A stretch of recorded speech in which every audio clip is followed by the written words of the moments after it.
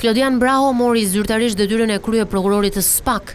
Stafetën ja dorëzoi Altin Dumani, 3 vjeçarit të cilit u përmbyll këtë të hënë.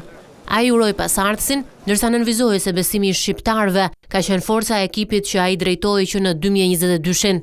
Këto arritje janë rezultati punës së palodhur të gjithëve. Dua të shpreh mirënjohjen time partnerëve tanë ndërkombëtar, të cilët kanë qenë krah nesh në çdo etapë. I uroj shumë suksese zotit Braho në detyrën e re dhe kam bindjen se ai do të mbështetet në mbi trashëgiminë 6 vjeçare, duke e çuar përpara misionin e SPAK-ut me integritet dhe vendosmëri.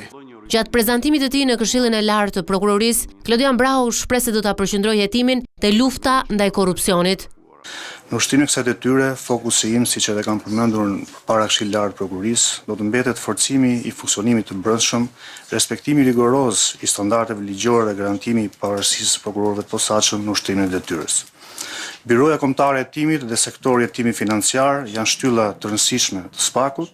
Bashkëpunimi i ngushtë dhe i bazuar në besimin reciprok mes prokurorëve dhe hetuesve do të vijojë të forcohet, duke synuar hetime më cilësore dhe rezultate konkrete.